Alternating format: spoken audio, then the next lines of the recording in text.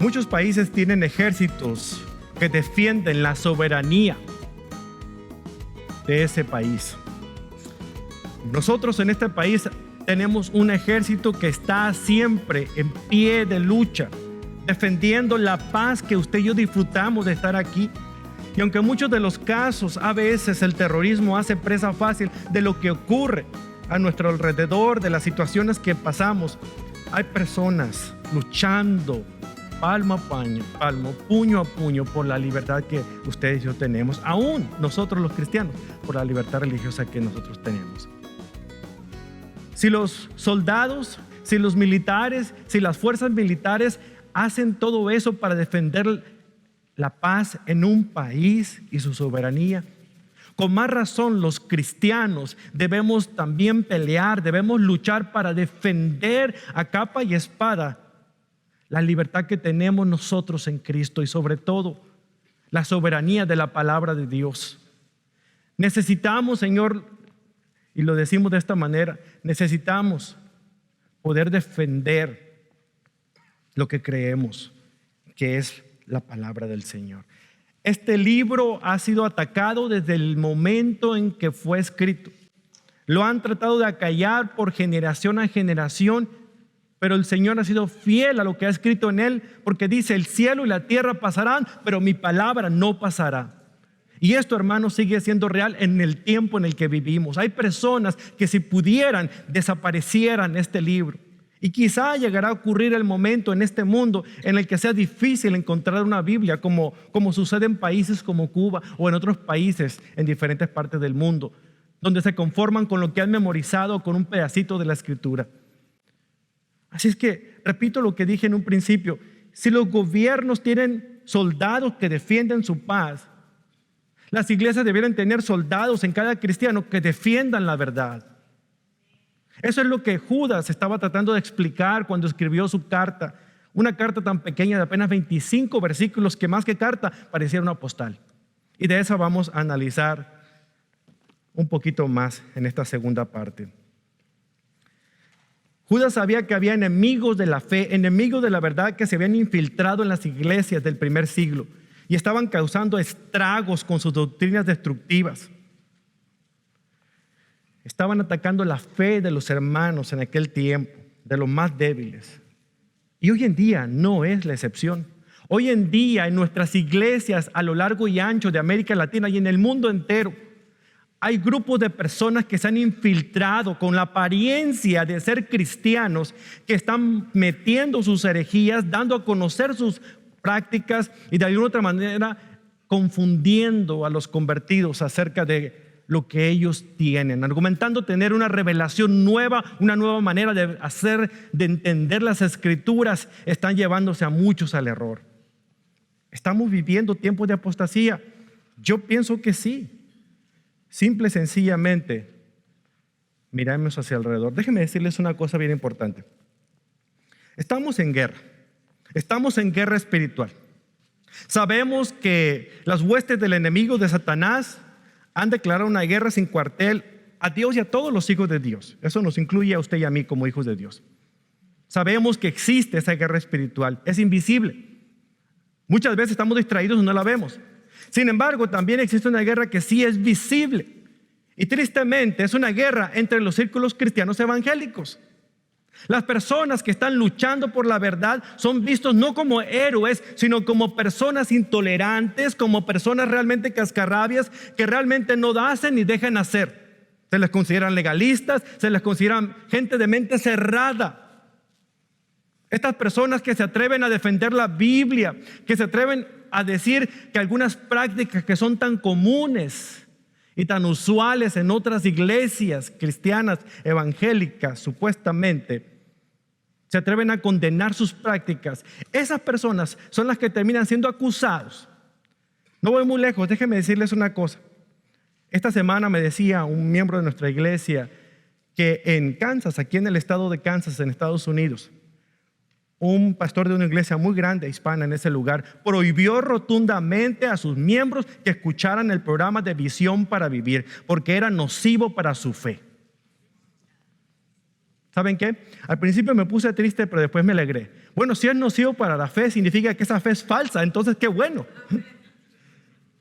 Afortunadamente, como sucede en muchas iglesias, los miembros no le hacen caso al pastor. Y la gente sigue escuchando el programa y nos siguen escribiendo de ese lugar. Esa fue la razón por la que esta familia llegó aquí a este lugar cuando se mudaron de Kansas aquí al estado de Texas. Pero se dan esos casos, hermanos. Hay personas que no pueden tolerar que este libro sea abierto y que se predique la verdad. Y aunque ellos lo abren, prefieren ellos predicar el error. Con una serie de predicaciones de Despertar de la Gracia y esta que ustedes han estado escuchando de hace un tiempo, no me puedo imaginar cómo nuestro, entre comillas, rating de radio va a bajar en Latinoamérica. Pero confío que Dios es poderoso para sostenernos sin caída, tal como lo dice aquí en esta escritura al final de la carta de Judas, porque lo que queremos hacer es predicar la verdad de Dios. Y hay gente que se va a incomodar y hay gente que va a prohibir escuchar este programa de radio, pero es más fuerte el que está en nosotros que aquel que está en el mundo. Eso tenemos claridad. Hermanos, hay un libro que causó mucho estrago hace algunos años. Fue escrito por el escritor cristiano Harold Lindsell. Se llamó La batalla por la Biblia. Y en este libro, al principio, él menciona algo importante. Él dice al principio en el prólogo del libro: considero que el tema de este libro, la inerrancia de la Biblia, es decir, la infalibilidad de la Biblia, es el tema teológico más importante de este siglo. Una gran batalla se libra acerca de esto entre los llamados evangélicos. Y yo no empecé la batalla y ojalá no fuera esencial discutirlo. Pero la única forma de evitar esta batalla sería permanecer en silencio. Y el silencio sobre este asunto sería un grave pecado. Este hombre fue malinterpretado, así como me imagino que Judas fue malinterpretado cuando escribió su pequeña carta, porque lo que está haciendo es lo mismo, dar evidencia acerca de la verdad de Dios y de la forma en que la están atacando en las propias congregaciones. Él quería hablar de un tema, y ahorita voy a mencionar esto, pero cambió el tema porque era necesario tomar cartas en el asunto y decirle a las personas a las que él les escribía que reaccionaran. De la misma manera, utilizando la carta de Judas como punto de partida, yo le digo a usted, mi hermano que me está escuchando, a usted, mi hermana que me está oyendo, es necesario que empiece usted a escuchar con sus oídos espirituales, a poder actuar y a poder defender la verdad, porque ¿sabe qué? Nos están ganando terreno todos aquellos que creen en el error. Hoy en día vemos movimientos que surgen por doquier. ¿Estaremos viviendo la apostasía? Juzgue usted mismo. Piense en esto: la risa santa, el vómito santo, los chicles ungidos, la manguera ungida, el lodo ungido, la cartera ungida con harina, pastores tumbadores, el polvo de oro, la danza de los billetes. Y no nos da tiempo de seguir con la lista. Algo nuevo se le va a ocurrir a alguien para tener a la gente entretenida. Un predicador afirmó lo siguiente, dijo: los falsos maestros, escuche bien, los falsos maestros son el juicio de Dios sobre la gente que no quiere a Dios. Me llamó la atención esa frase y al principio como que reaccioné, pero después pensé un poquito, no, tiene razón, porque muchas personas en nombre de la religión planean hacer todo lo que sus corazones carnales desean. Por eso surgen estos predicadores por todos lados que se levantan y muchos seguidores que los escuchan. Pero ¿saben qué? Esos seguidores no son víctimas de estos lobos rapaces. No son víctimas. ¿Quiere que les diga por qué? Porque estas personas están buscando lo que los mismos maestros falsos están buscando. Todo menos a Dios. Prosperidad, cosas fáciles, mejorar, sanidad. Todo esto que los maestros enseñan y que aquellos que se sientan a escuchar los reciben o buscan o pactan o hacen, es exactamente lo que andan buscando. Están cortados con la misma tijera, así es que no son víctimas. Sin embargo, El juicio de ellos, el juicio de Dios sobre esas personas está cayendo de que se están haciendo presa fácil de estos usurpadores. Pablo advierte a Timoteo en 2 Timoteo 4, versículo 3. Escucha muy bien lo que dice la palabra del Señor. Llegará el tiempo en que la gente no escuchará más la sólida y sana enseñanza. Seguirán sus propios deseos y buscarán maestros que les digan a sus oídos lo que sus oídos quieren oír. Que les digan lo que sus oídos se mueren por oír. Versículo 4, rechazarán la verdad e irán detrás de mitos. Véalo usted, prenda la televisión, esas cadenas multimillonarias de televangelistas que están sacando y sacando dinero, que lo único que les interesa es únicamente que usted pacte o dé para poder seguir ellos en el aire, pero seguir transmitiendo toda sarta de mentiras que supuestamente sacan de la escritura, pero que no es así, son inventos, porque cuando dicen, dice la Biblia, dice el Señor, dice el pasaje, nunca le dicen dónde para que usted lo abra, lo revise y sepa exactamente que lo que están diciendo está sacado fuera de contexto. Escuché un predicador que decía que con esto del el polvo de oro que cae por todos lados y todo lo demás, que basta con que esta persona haga un movimiento y cae el oro y la gente atestigua es oro. En primer lugar, ni siquiera han ido con el joyero para ver si es oro. No, ¿cómo pueden dudar del ungido de Dios, verdad? En segundo lugar, ¿para qué querrá Dios rociar con pavimento los sacos de la gente? Que arriba en el cielo las calles ¿acaso no son de oro? Y el mar de cristal. ¿Para qué quiere el pavimento usted? Oh, no, es que así como lo que dice la Biblia en Mateo, que el Señor les mandó un pez y que uno de los ángeles le había puesto unas monedas de plata ahí para que cuando abrieran pudieran pagar el diezmo. De esa manera Dios hace lo mismo. Sacan el texto fuera de contexto. ¡Qué barbaridad! ¡Qué terrible! Es verdad que hay una historia así en Mateo, pero no es el pasaje adecuado ni tampoco la interpretación correcta. Pero lo más triste de todo es que nadie se inmuta, nadie se emociona y nadie se toma la ligereza de poder abrir la Biblia, leerlo y tratar de entender el pasaje. Prefieren creer esa mentira y vivir en el engaño. Por eso digo, no son víctimas. Sin embargo, el Señor da juicio. Voy a hacer excepción porque yo sé que hay algunas personas que comienzan a escuchar a este tipo de personas porque a veces están aburridos y prenden la televisión, escuchan la radio y escuchan lo primero que sale y pues se enganchan con eso. El Señor de esas personas tiene especial cuidado. Ninguno de esos falsos maestros que usted escucha por ahí se da cuenta que ninguno critica a otro. Siempre somos los de la minoría los que andamos criticándolos a ellos, ¿verdad? Una crítica constructiva, diría yo. Pero entre ellos no se critican. No se critican porque enseñan lo mismo, porque buscan lo mismo, porque están tratando de llegar al mismo fin. Por eso nunca va a escuchar a fulano de tal criticando a mangano de tal. No, al contrario, se ven juntos en los mismos eventos. Y luego invitan a alguien que piensa igual para que canten el evento. O sea, todos son una bola. Dios los cría y ellos se juntan. Una iglesia apóstata solo soporta la voz profética, pero la menosprecia. Con una sonrisa condescendiente, solamente la escucha y a veces la repite, pero no la cree, mucho menos la enseña. Es por eso que ellos hacen un rechazo directo a la palabra del Señor. Fíjense lo que dice Ezequiel capítulo 33. Leo para usted Ezequiel capítulo 33, versículo 30. Dice: hijo de hombre, los de tu pueblo hablan de ti en sus casas y murmuran acerca de ti junto a las puertas. Tienen para contarnos de parte del Señor, dicen. Entonces ellos se acercan fingiendo sinceridad y se sientan delante de ti. Escuchan tus palabras, pero no tienen ninguna intención de hacer lo que tú les dices. Tienen la boca llena de palabras sensuales y en su corazón solo buscan dinero. Les resulta muy entretenido como alguien que dice, les resulta muy entretenido escucharte como alguien que les canta canciones de amor con una hermosa voz o les toca buena música con un instrumento. Oyen lo que les dices, pero se niegan a hacerlo.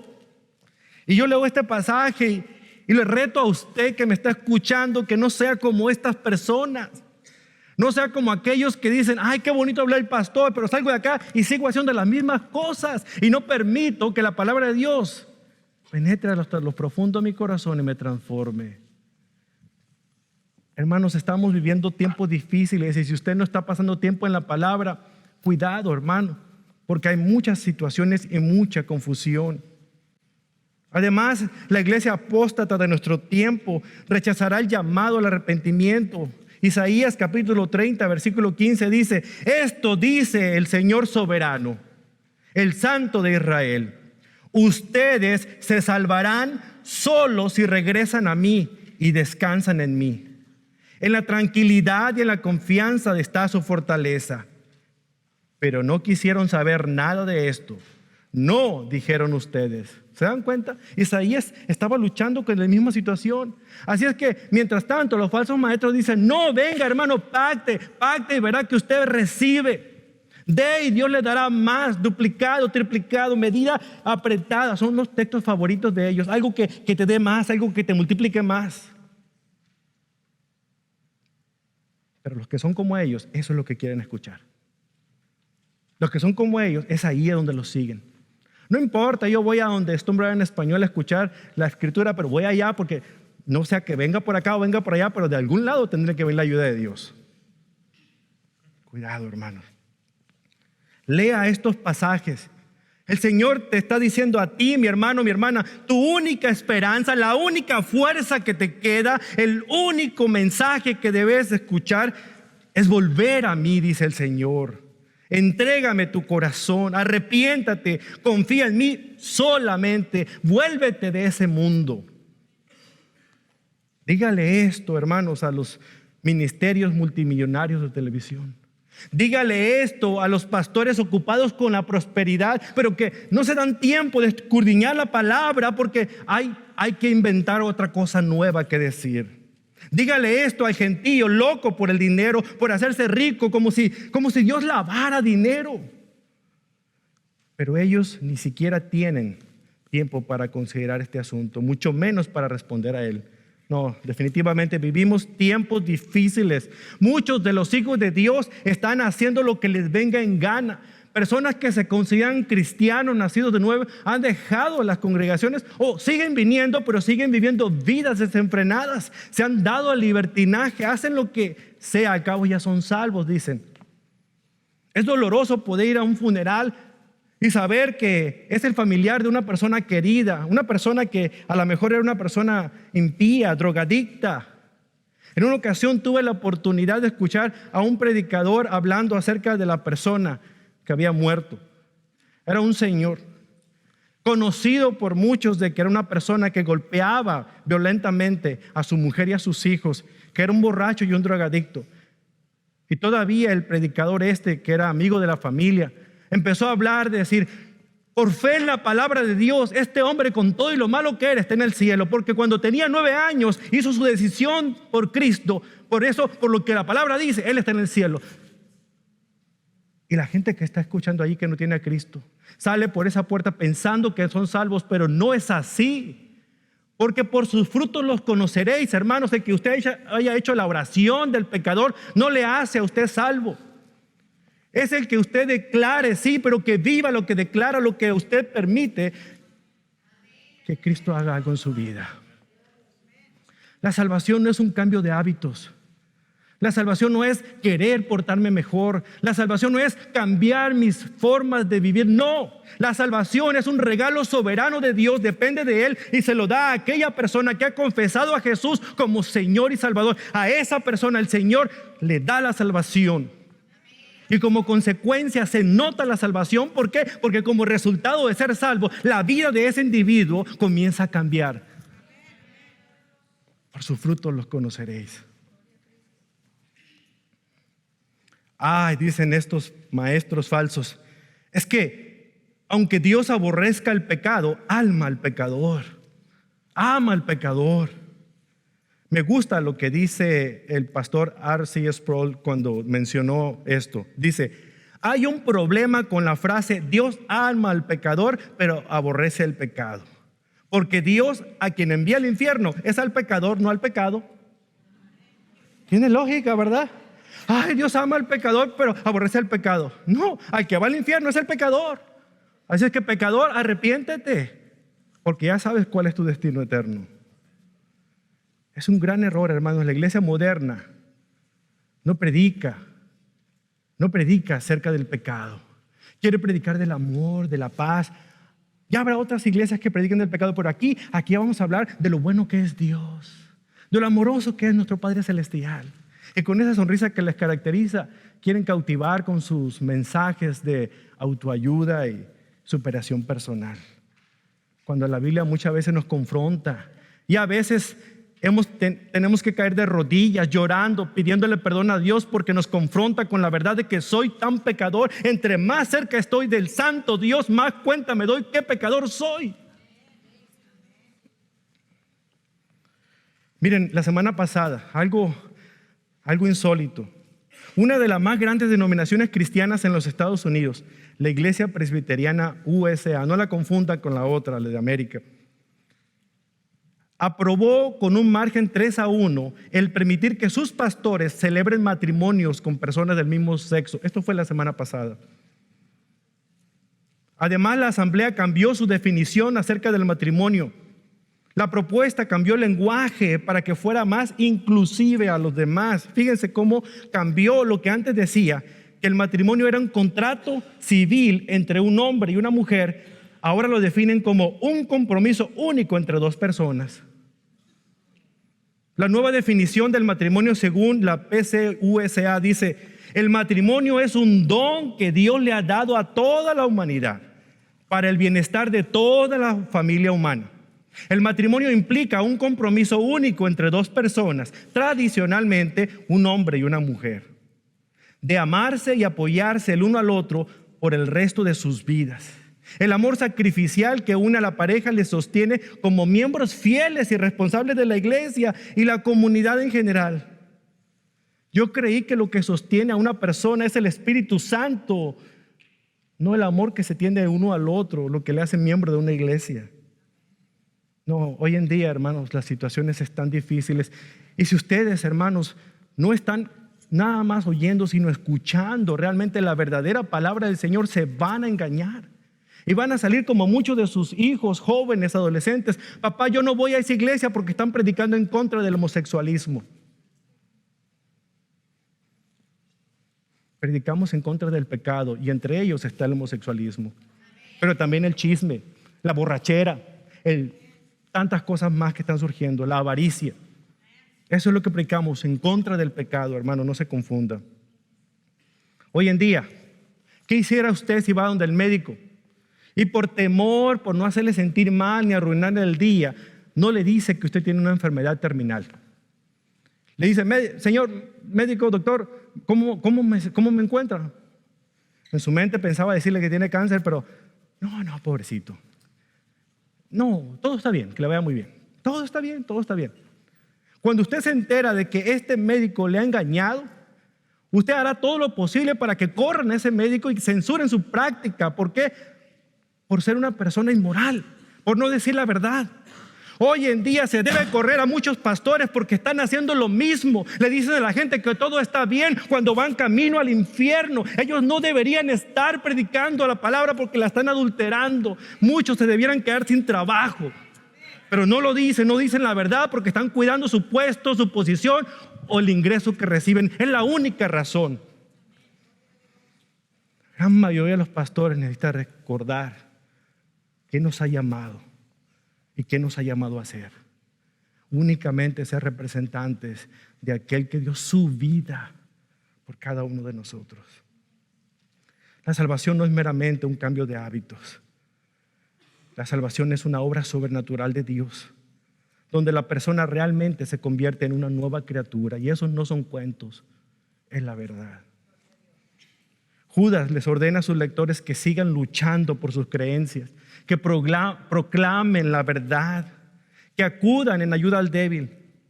Cambia su tema, iba a hablarles acerca de lo que era la salvación, pero dice, iba a hablarles de eso, pero voy a cambiar el tema porque hay algo más apremiante que ustedes tengan que conocer, que ustedes tienen que conocer. Y vean en el versículo 3 lo que les dice.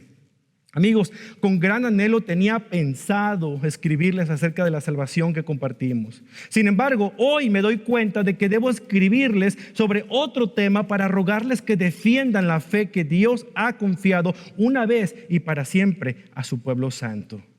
Les digo esto porque algunas personas que no tienen a Dios se han infiltrado en sus iglesias diciendo que la maravillosa gracia de Dios nos permite llevar una vida inmoral. Estos invasores que habían entrado en las iglesias levantaron la ira de Judas, abusaron de la gracia del Señor. ¿Saben por qué? Se dieron al libertinaje. Ellos negaban la persona de Cristo, lo reconocían como espíritu, pero no como hombre humano. Esto dio origen a una categoría particular de herejías que llegó a ser conocida en aquel tiempo como el gnosticismo.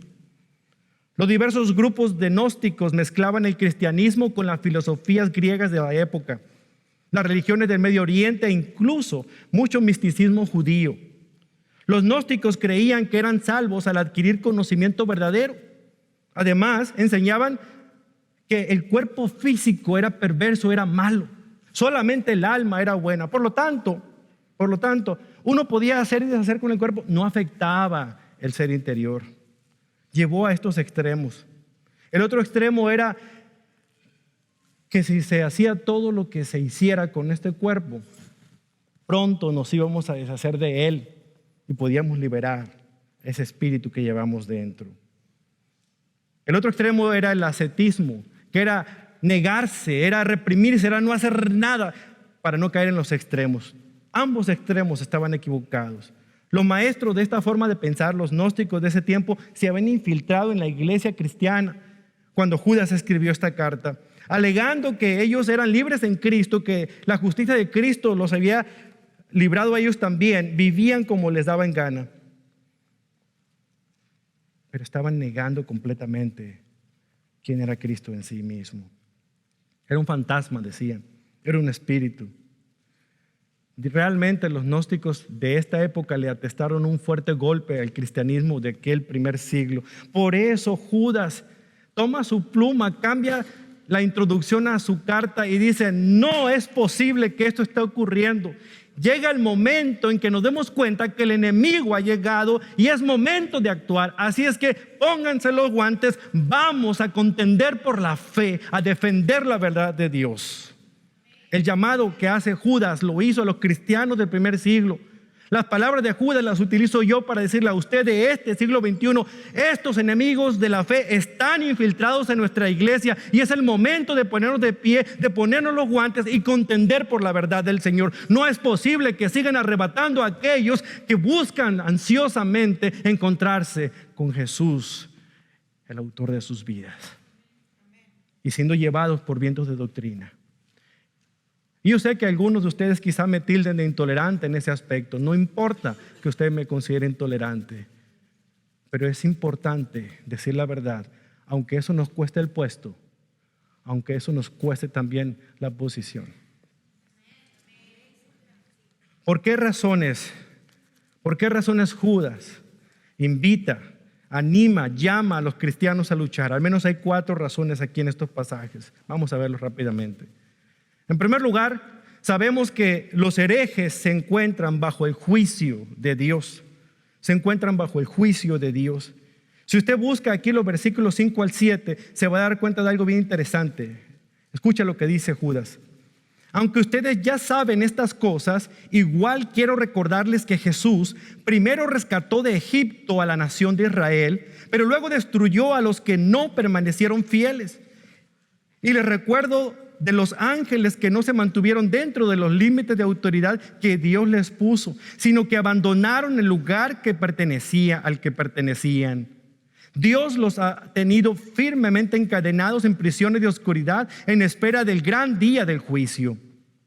Versículo 7. Asimismo, no se olviden de Sodoma y Gomorra, ni de las ciudades vecinas, las cuales estaban llenas de inmoralidad y de toda clase de perversión sexual. Esas ciudades fueron destruidas con fuego y sirven como advertencia del fuego eterno del juicio de Dios. ¿Se dan cuenta?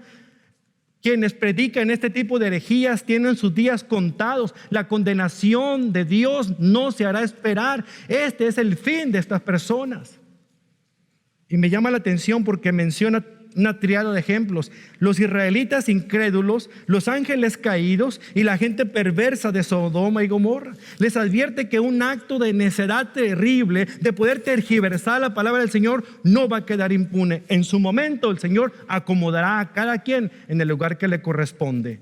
Ni los israelitas, que son el pueblo escogido por Dios, se escaparon del juicio, mucho menos los ángeles que estaban en un lugar privilegiado se escaparon del juicio de Dios. Cuanto más nosotros, los mortales pecadores, vamos a escaparnos del juicio eterno del Señor si es que no reaccionamos y dejamos esos malos hábitos.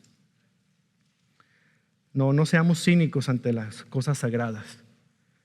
Y esa es una de las cosas que yo veo con estos maestros, falsos maestros modernos. Tienen un cinismo irreverente para las cosas sagradas, ideas y percepciones que no se derivan de la verdad de la palabra del Señor. Tienen sus propios sueños, sus propias visiones, ni siquiera las sacan de la palabra. Oh, Dios me dijo anoche, hermano, que usted el carro que trae me lo tiene que regalar. Usted se compra otro, pero ese me lo va a dar a mí, el que se compró la semana pasada. Así de grandes fueron los burritos que se comió ese hombre, que le cayeron en indigestión para tener esos sueños y esas visiones. Sí, lo digo de broma, pero hermanos, entendamos que muchas veces de las cosas sagradas a veces las tergiversamos para hacerlas lucir espirituales, pero no son así. En el versículo 9, Judas ilustra realmente la magnitud de sus blasfemias por medio de la historia de la asunción de Moisés. Mire, cuando la Biblia en el Antiguo Testamento se escribió ese último de los libros, que es Malaquías, en su Biblia solamente hay una página que divide Malaquías de Mateo. Pero si realmente usted pone su mano entre el Antiguo y el Nuevo Testamento, hay 400 años de separación desde que se dejó de escribir Malaquías hasta que se empezó a escribir el libro de Mateo. 400 años de silencio. Dios no habló, Dios no dio ningún tipo de revelación inspirada. Había muchos escritos, sí. En ese tiempo surgieron muchos de los libros apócrifos o ocultos o deuterocanónicos, como se llaman. Uno de esos libros deuterocanónicos se llama La Asunción de Moisés. Es decir, que Moisés ascendió a los cielos. Pero es falso. Es un libro apócrifo. Conforme a lo que encontramos en el reporte de este escrito aquí, encontramos algo interesante. Porque un segundo aspecto que utilizan aquellos falsos maestros es que blasfeman, es que no dicen la verdad completa. Vea lo que dice el versículo 8 para que sepa lo que le estoy mencionando. De la misma manera, estos individuos que pretenden tener autoridad por lo que reciben en sueños, llevan una vida inmoral. Desafían la autoridad y se burlan de los seres sobrenaturales. Versículo 9. Pero ni siquiera Miguel, uno de los ángeles más poderosos, se atrevió a acusar al diablo de blasfemia, sino que simplemente le dijo: que el Señor te reprenda. Esto ocurrió cuando Miguel disputaba con el diablo acerca del cuerpo de Moisés. Pero esa gente se burla de cosas que no entiende. Como animales irracionales hacen todo lo que les dictan sus instintos y de esta manera provocan a su propia destrucción. ¿A poco no se ha dado cuenta de los supuestos exorcismos que realizan hoy en día muchos cristianos evangélicos? En lugar de percatarse si realmente la persona no está enferma o padece esquizofrenia o bipolaridad, simplemente a todo le adjudican al diablo. Y no solamente eso, llegan y con esa voz potente que parece que les cambia: yo te reprendo, diablo. Al coludo lo piso con el pie. Ni siquiera el arcángel Miguel tenía irreverencia en contra del enemigo de Dios. Él conocía realmente el poder que tenía el enemigo, pero no le faltó el respeto. ¿Saben qué hizo? Que el Señor de los cielos te reprenda, porque sabe muy bien que Dios se encarga de los suyos. Pero ¿qué hacemos los seres humanos? ¿Qué hacemos muchos de estos en estos tiempos? ¿Qué hacen muchas personas? Se burlan, critican, dicen, parece que el diablo se les somete. Y luego se burlan porque la persona que supuestamente está endemoniada se va corriendo porque el ungido de Dios se le acercó. Tengamos cuidado con ese tipo de aspectos, hermanos. Entonces vemos que esta gente se hallan bajo juicio de Dios, como lo que ocurrió en el tiempo de Judas, porque son blasfemos también. En tercer lugar, también nos damos cuenta de que la espiritualidad de ellos es hueca, está vacía. Esa es la tercera razón por la que no hay que seguir a los falsos maestros. ¿Por qué? Porque ellos nos van a perder también. Ellos no tienen una relación personal con Dios, aunque se jacten de ella. Vea lo que dice aquí más adelante el versículo 11. ¿Qué aflicción les espera? Pues siguen los pasos de Caín, quien mató a su hermano. O al igual que Balaam, engañan a la gente por dinero. Y como Coré, perecen en su propia rebelión. Cuando estos individuos participan con ustedes en sus comidas de compañerismo, las cuales conmemoran el amor de Dios, es decir, la cena del Señor, son como arrecifes peligrosos que pueden hacerlos naufragar. Son como pastores que no tienen vergüenza y que solo se preocupan por sí mismos. Son como nubes que pasan sobre la tierra sin dar lluvia. Son como árboles en el otoño, doblemente muertos porque no dan fruto y han sido arrancados de raíz. Son como violentas olas del mar que arrojan la espuma de sus actos vergonzosos. Son como estrellas que han perdido su rumbo, condenadas para siempre a la más negra oscuridad. ¿Usted lo quiere más claro, hermano?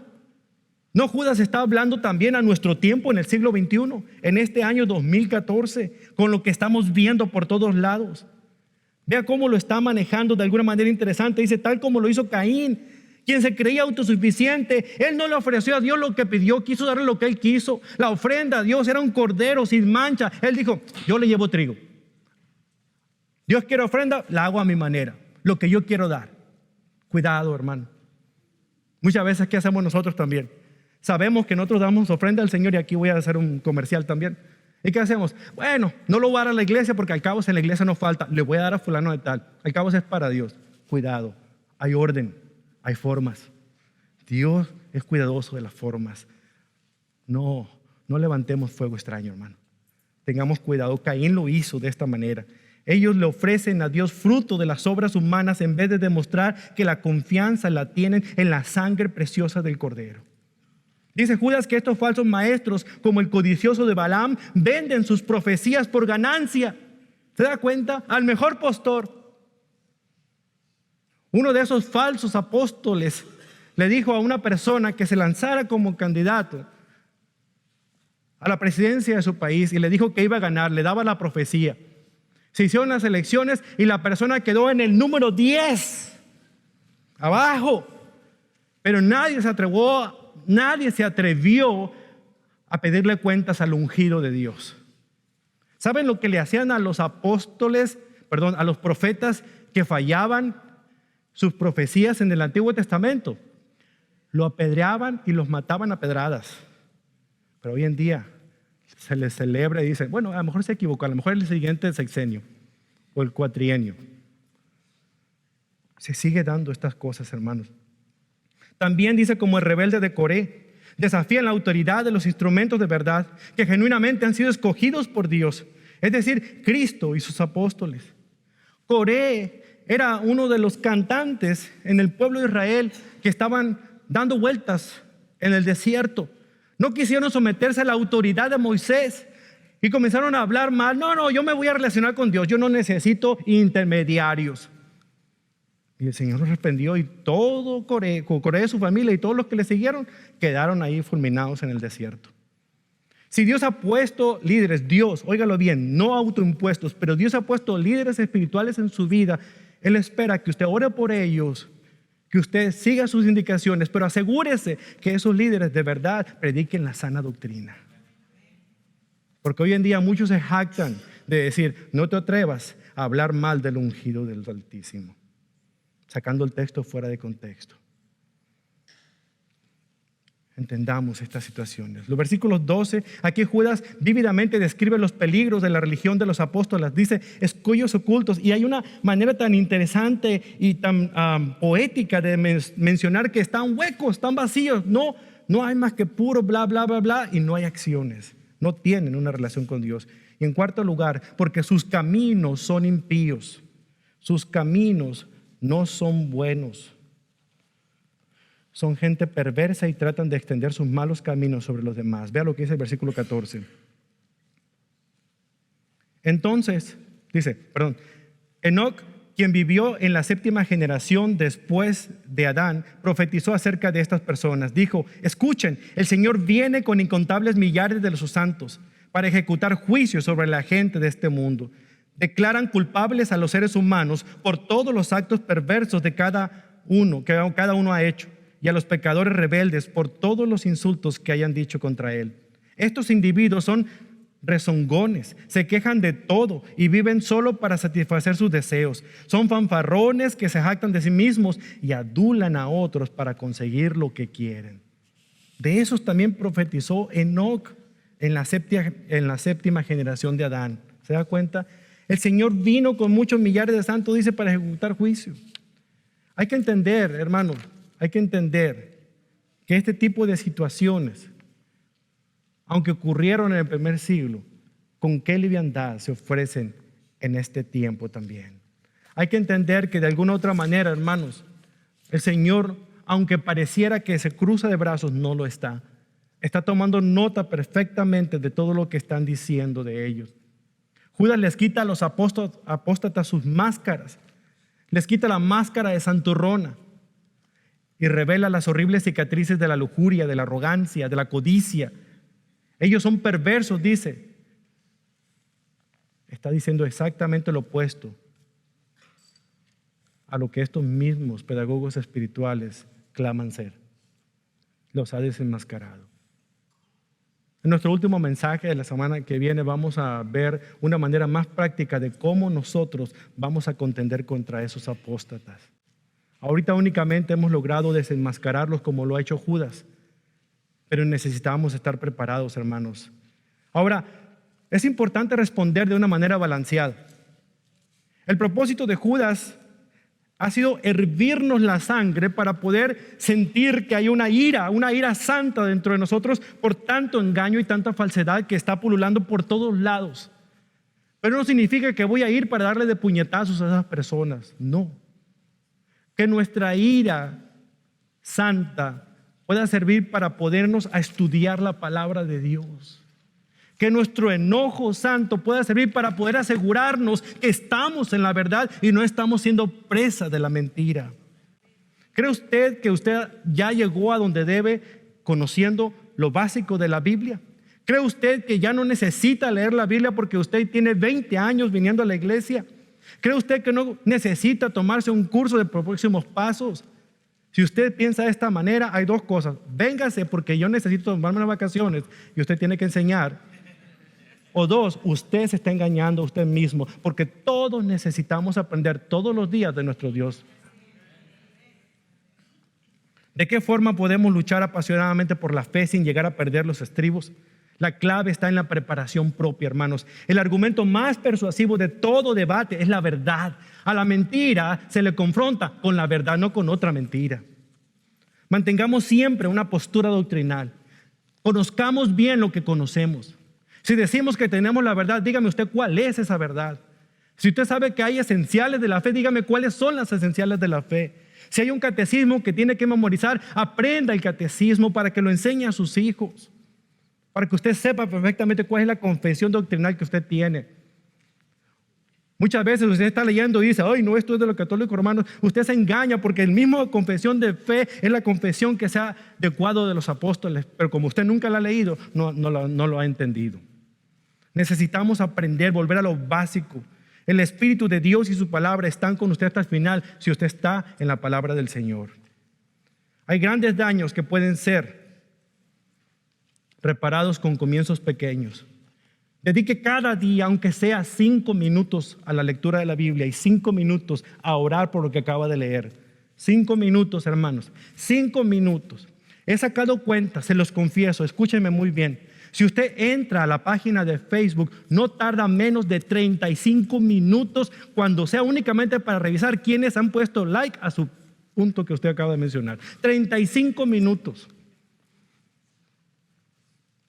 5 minutos diarios pueden significar muchas cosas en el resto del día, en el resto de la semana, porque empezará a ver la verdad de Dios de una manera distinta. Hay algunos que no necesitan ayunar, el no comer alimentos. Se los digo por experiencia, porque para mí se me da muy fácil no comer y no me duele mucho la cabeza. Pero yo puedo ayunar no viendo televisión, porque eso sí requiere un sacrificio. A lo mejor su ayuno va a ser no entrar al Facebook sin antes entrar al Facebook. Cambiemos nuestros hábitos para que empezamos a adquirir nuevos hábitos que glorifiquen al Señor. Nada de malo con los medios de información. Nada de malo, hermanos, nada de malo con las redes sociales, siempre y cuando usted las utilice y no ellas la utilicen a usted. Conclusión, ¿qué podemos hacer para proteger nuestras iglesias y ministerios de estas pequeñas herejías que crecen por todos lados y se llegan a convertir en grandes tragedias? Hay que estar conscientes de que debemos estar informados. Debemos informarnos de la palabra del Señor. Debemos informarnos de lo que está ocurriendo, pero debemos entender que cualquier indicio de falsa doctrina, cualquier cosa que se presente de manera fácil y por lo que más quiera, le pido a usted que es miembro de esta iglesia, cese de hacer esas invitaciones a esas personas de reputación dudosa que se consideran ellos pastores, pero que predican falsedad. Deje de convivir con esas personas. Si un creyente peca contra ti, háblale en privado y hazle ver su falta. Si te escucha, confiesa su pecado, el pecado, has recuperado a esa persona. Pero si no te hace caso, toma a uno o dos más contigo y vuelve a hablarle para que los dos o tres testigos puedan confirmar lo que tú digas. Y si aún esa persona se niega a escuchar, lleva el caso a la iglesia. Luego, si la persona no acepta la decisión de la iglesia, trata a esa persona como un pagano o como un corrupto cobrador de impuestos. Si nosotros usamos Mateo 18 como herramienta cada vez que tengamos una diferencia con alguien más, no vamos a llegar al punto 2 ni al punto 3, porque el solo hecho de poder ir en amor y confrontar al hermano que me ofende puede ser que se solvente y se resuelva el problema. Hermanos, son tiempos duros, son tiempos difíciles. Es momento de actuar y ese momento es ahora. Puede ponerse de pie un momento.